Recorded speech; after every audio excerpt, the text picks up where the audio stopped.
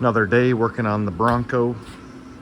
We are to the point where we're ready to start actually getting this thing ready to run and drive down the road. So I don't like how tiny that air filter is. I think it's pretty restrictive. So got myself, I think this one's a 10-inch. It's the 1208 model. It's about 30 bucks. You can get them right at O'Reilly's. But I'm gonna get this set on. I'm gonna need to put a spacer on that carb so it clears my choke plate and all that. So I'll get this on there. Probably have to make a new stud for it with the riser block. And then I got some breathers. Typically, I route my crankcase or PCV or positive crankcase valve from the cap to the bottom and from this valve cover to the bottom of the air filter. But I'm gonna try these out if they're big enough. They look a little small, but I'm gonna try to make these work. They're just little breathers that are gonna sit on there. It'll help prevent mud, water getting into those. So I'll see if I can make that work. Then I have a little breather for my oil cap there. So get these few parts on, see what she looks like. This breather cap is actually for a GM, and I'm talking just this elbow part. You can get them on Amazon pretty cheap, I think under 10 bucks. They're gonna say they don't fit Fords, but they certainly do. So it's a little smaller, this vent is, than the air filter, so I'm just gonna have to build this up with a bushing, maybe some tape, maybe some Teflon tape, not sure yet, but I'll get that modified so this air filter will fit. Took my time and wrapped some electrical tape around that nipple. Looks really clean. Let's see if I can do this one-handed. It's tight, that's for sure. All right, there it is off camera, but thing fits tight. I'll get the hose clamp on there, but really happy with how that turned out. That'll go right in there. Good thing I decided to do the air filter before going through all the trouble of adapting that from 5/8 inside diameter, maybe 3/4, to that tiny little filter like that one, because this one has a bung on it. I've never seen them like that, and it has a riser plate built in. So this one is really the cat's ass if I can get it to fit, which from the looks of it, it fits right on, that is incredible. I've never had that happen before. So I've bought many of riser plates. Typically the riser plates are weird diameters, or you gotta cut them, or you gotta modify them, but I wish I knew about this air filter a long time ago. I just never seen it with the bung like that. So very, very happy with this purchase. So I'll get that spun around, get it plumbed up, and we'll just call that good. So that's gonna be the only one with a vent. And you know, seeing that makes me wonder what's on my nice F-150. I'm considering putting something like that on it. So yeah, I'll get this tightened down, I'll get that plumbed in, and we're gonna call it good. I was glad I climbed all the way back here, because while I was putting this vent on, I noticed this downspout out of the carburetor was not plugged, so I got a cap on there. And then I forgot I never made a heater choke block off, so this piece heats up from the manifold down here, and we made this block off plate, I think in the 4th video. So just put a little rubber grommet over this. It's on very tight, so now we won't get any soot or dirt to dirty up, or any moisture to dirty up our choke. So it'll also probably prevent heat from coming out, but this is turning out great. I'm really happy with this. I have a feeling we're gonna find other things that I left kind of 80% or half-assed, so I'm just gonna keep plugging away. Ended up getting the doors put on. I didn't do it on camera because when I pulled this door off, all the bolts in here and here broke out, so I ended up having to go in here, pry those plates off, heat them up, weld on nuts. It was a whole ordeal, but it's on now. My dad helped me hang them. I like the color. I wish the rest of the truck was that color, but I mean, it looks good. Looks good put back together. So here's the other side. I really like the way this truck's coming together. So no real rust on these doors. Usually I see these doors go for about 800 bucks like this. Luckily they came off that parts truck that the whole interior came off of.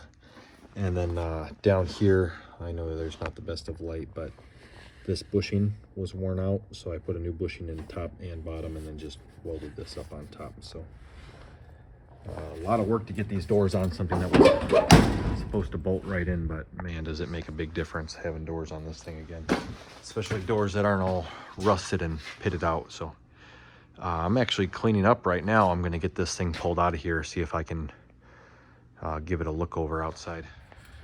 Okay, we can cross this one out. New doors installed. The inner door corner repair is going to wait.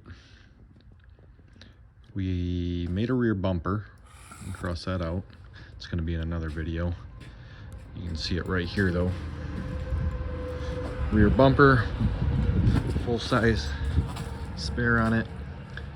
Couldn't get the spare to mount because it's a 10-inch rim, not an 8-inch, so I'm going to end up tubing it.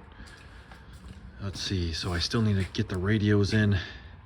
Inner door liners after the radios.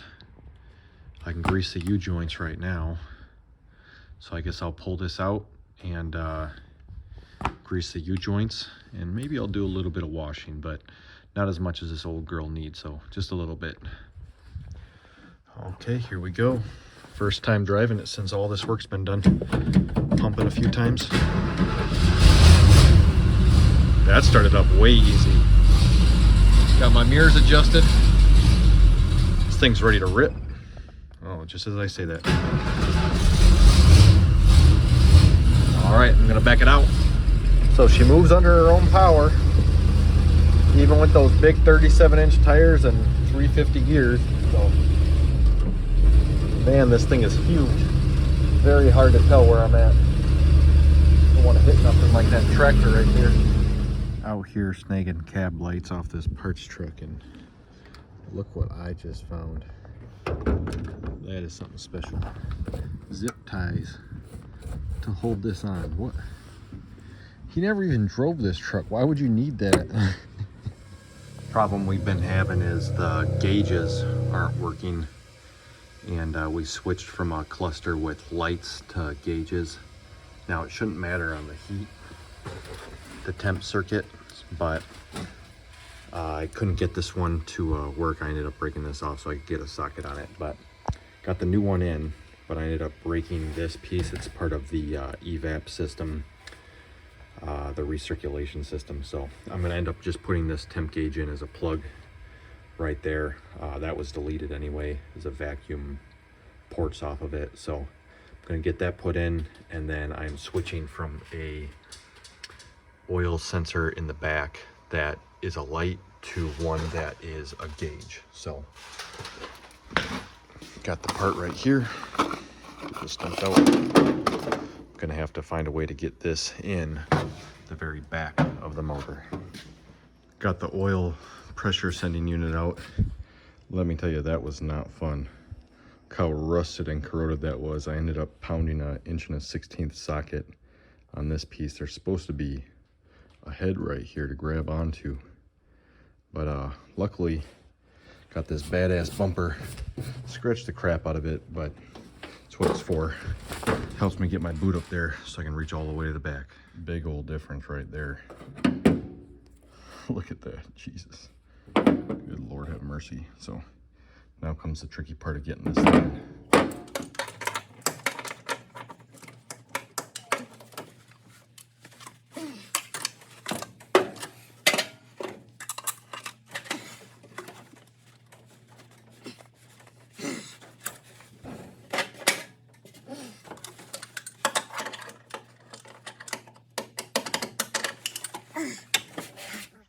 Wrench is too long. Gonna have to cut it down pretty short, or find a stubby one. I don't think I got a stubby one here, so gotta find a junker and cut it down.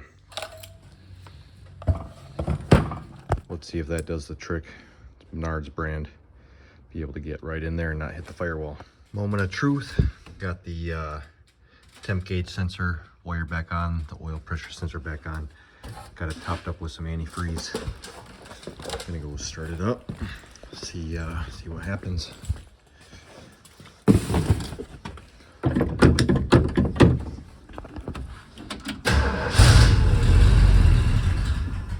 Well, right away our oil pressure is going up. reading decent on oil pressure.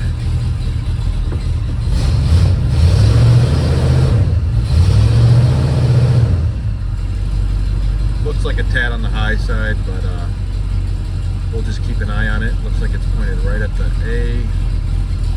Now it's going almost to the L. Temp gauge, nothing yet. So, we've been idling for about 5 minutes now. Pretty high on the oil pressure side. Gonna have to look into that.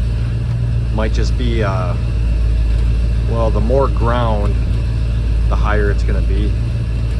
Still technically in the normal area, but I guess it's better than no oil pressure. And then temp gauge running good, just getting into normal. Like I said, it's been running for about 5 minutes, so gonna move some of this stuff out of the driver's area, get it pulled out, and it's time to finally wash this old girl. So get it closed up.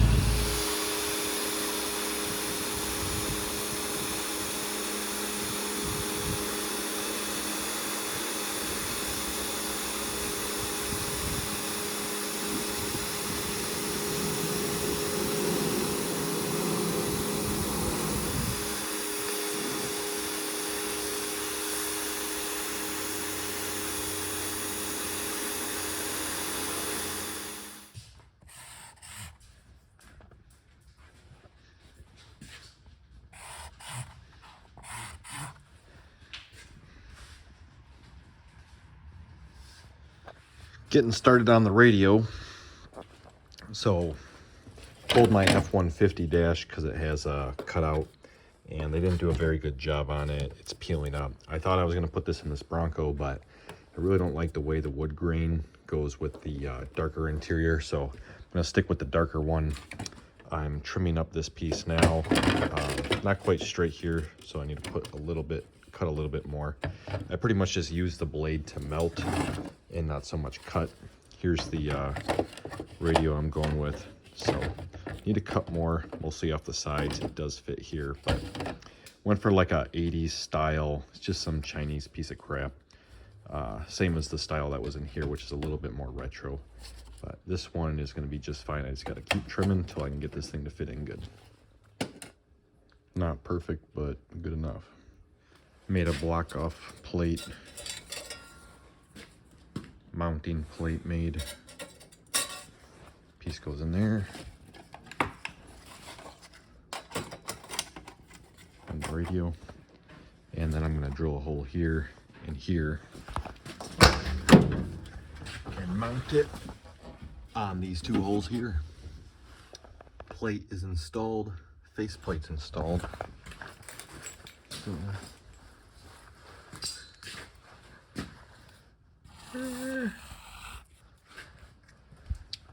gonna get the radio in now. Dashboard's in. That's what the radio looks like installed. Still need to pull everything back out, get it wired up. I don't have any speakers yet, so that'll be a project for another day. But I like the way the cab is. I'm considering the cab done. Other than door panels and speakers, it looks good.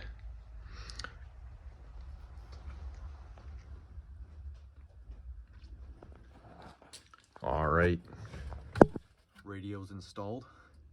I wish I could play a song while I'm recording, but my phone won't let me. Got the faceplate in. It's looking great. Really happy with how this turned out.